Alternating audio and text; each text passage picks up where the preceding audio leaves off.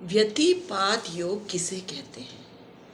सूर्य और चंद्रमा के बीच 12 राशियां और 27 नक्षत्र आते हैं।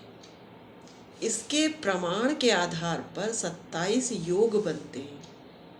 इन 27 योगों के अंतर्गत 9 योग अशुभ माने जाते हैं।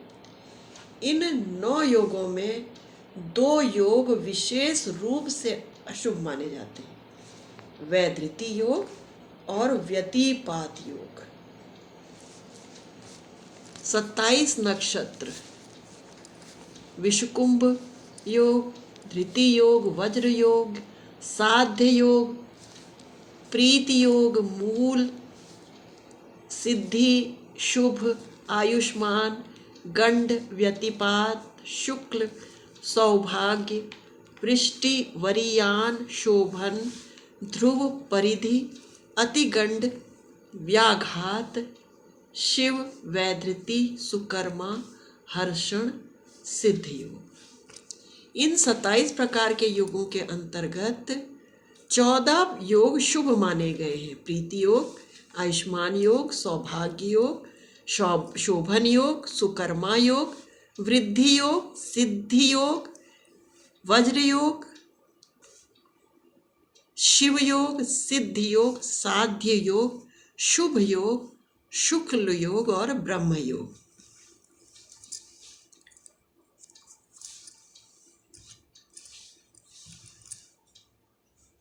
व्यतिपात योग में पुण्य कर्म का विशेष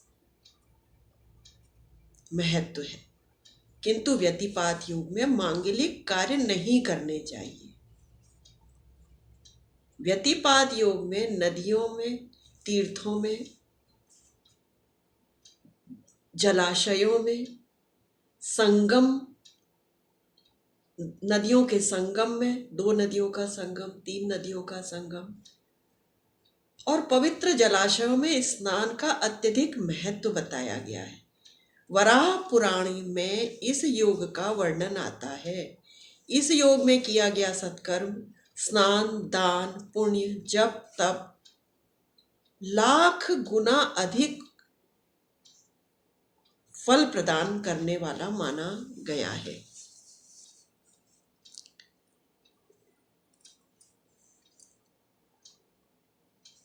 ज्योतिष शास्त्र के अंतर्गत पंचांग का बहुत महत्व होता है और पंचांग के 5 अंग होते हैं: तिथि, वार, नक्षत्र, योग,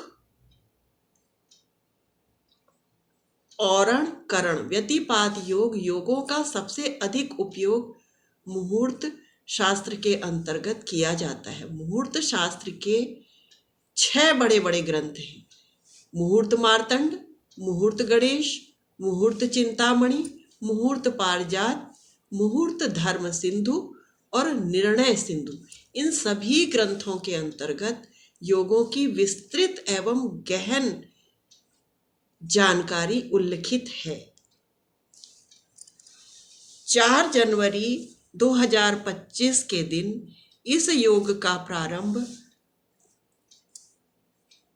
10:08 प्रातः हो जाएगा और दूसरे दिन अर्थात 5 जनवरी को प्रातः 7:32 तक व्यतिपात योग रहेगा। इस प्रकार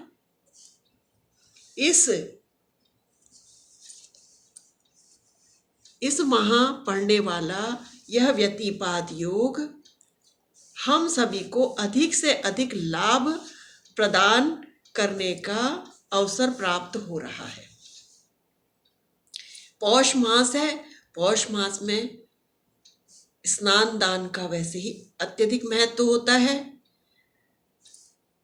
तीर्थों के जल में स्नान, दान, जप, साधना, सेवा करके हमें अधिक से अधिक पुण्य अर्जित करने का सौभाग्य प्राप्त हो रहा है, क्योंकि यही सब सत्कर्म हमारे साथ चलने वाले हैं। मृत्यु के पश्चात भी आने वाले समय में अन्य सब सांसारिक व्यवहार यहीं छूट जाएंगे। देव दर्शन, भगवान की प्रीति के लिए भगवान नाम जप, नदी, तालाब, जलाशयों में, देवालयों में दीपदान का भी व्यतिपात योग में अत्यधिक महत्व है। व्यतिपात योग माह में एक ही बार आता है। इस माह यह पौष माह है और पौष माह में सूर्योपासना, गुरु बृहस्पति, देवताओं के गुरु बृहस्पति की उपासना, भगवान नारायण, श्री हरि, विष्णु की उपासना का महत्व तो है ही, साथ में व्यतिपात योग होने से इस समय किए गए स्नान, दान, तिलों का दान, तिलों से बनी वस्तुओं का दान, गुड़ का दान, घी का दान, छाछ, गर्म वस्त्रों का दान, अन्न दान और भी अधिक फलदायी हो जाएंगे। कल अर्थात 4 जनवरी शनिवार होने से भगवान शनिदेव और हनुमान जी और गौरी शंकर भगवान की प्रसन्नता भी हमें प्राप्त होगी। व्यतिपात योग में सूर्य और चंद्रमा की विशेष कृपा प्राप्त होती है। जिस प्रकार संक्रांति में, सूर्य ग्रहण में, अमावस्या में दान पुण्य का अधिक महत्व होता है, उसी प्रकार व्यतिपात योग में भी होता है। व्यतिपात योगों में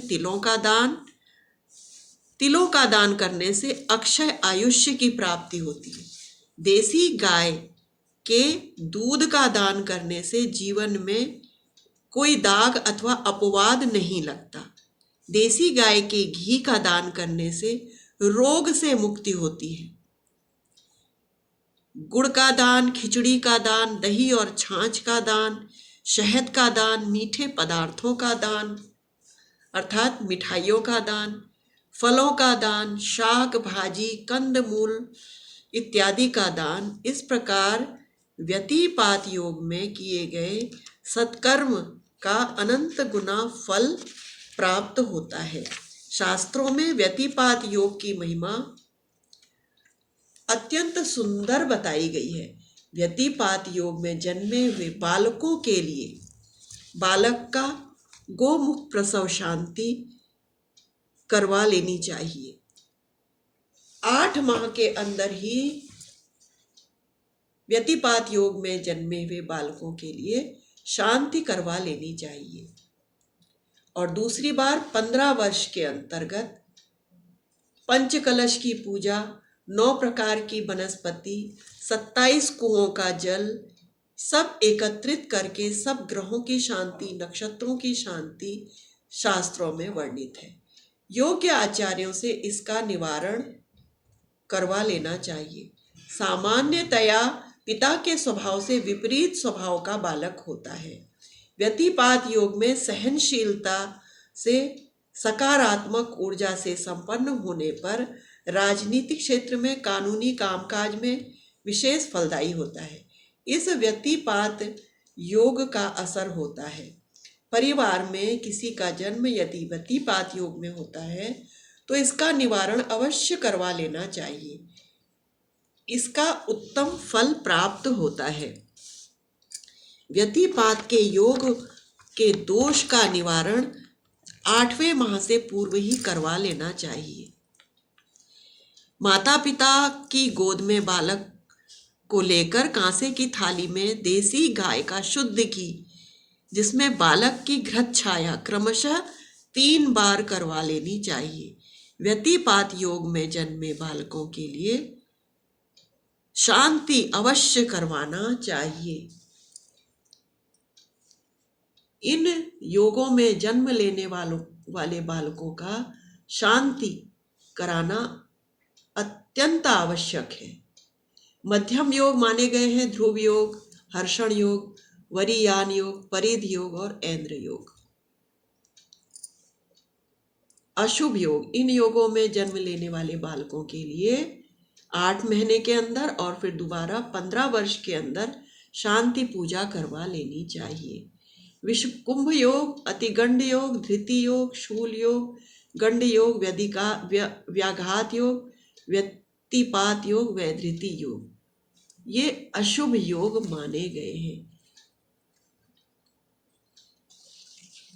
व्यतिपात योग में शुभ कार्य अथवा मांगलिक कार्य नहीं करने चाहिए।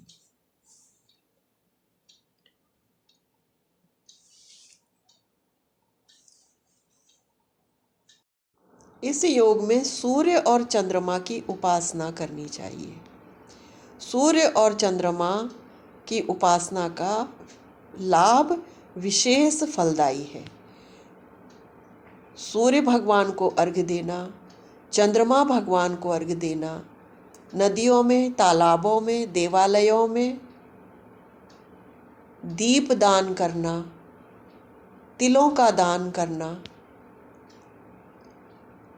इनका बहुत ही महत्व है। सूर्य और चंद्रमा की उपासना का व्यतिपात योग में विशेष महत्व है, क्योंकि सूर्य और चंद्रमा की विशेष कृपा प्राप्त होगी यदि व्यतिपात योग में हम सूर्य चंद्रमा की उपासना करेंगे। अतः हमें सूर्य और चंद्रमा की उपासना करनी चाहिए। सूर्य और चंद्रमा की उपासना सूर्य मंत्र जाप, सूर्य भगवान को अर्घ्य दान करना, सूर्य के मंत्रों का जाप करना, सूर्य से संबंधित वस्तुओं का दान, गेहूं का दान, तांबे के पात्रों का दान, लाल वस्त्र का दान, गुड़ का दान, घी का दान, तिलों का दान, और चंद्रमा के दान में भी इसी प्रकार चंद्रमा भगवान को अर्घ्य दान करना, चंद्रमा के मंत्रों का जाप करना, ओम सोम सोमाय नमः, रोहिणी सहिताय चंद्रमसे नमः इत्यादि मंत्रों से चंद्रमा को अर्घ्य देना, और चंद्रमा से संबंधित वस्तुओं का श्वेत वस्त्र, चावल, दूध, दही, घी इत्यादि का दान चंद्रमा के लिए किया जाता है। इस प्रकार व्यतिपात योग में हमें सूर्य और चंद्रमा से संबंधित उपासना अवश्य करनी चाहिए। इसका हमें उत्तमोत्तम फल प्राप्त होगा और अनंत गुना फल प्राप्त होगा, क्योंकि व्यतिपात योग में जो कुछ भी उपासना हम करें वो निसंकल्प होके करनी चाहिए। सूर्य की प्रसन्नता के लिए, चंद्रमा की प्रसन्नता के लिए, परमात्मा की प्रसन्नता के लिए दान, पुण्य, जप, तप इत्यादि सब कुछ हमें परमात्मा की प्रसन्नता के लिए ही करना चाहिए।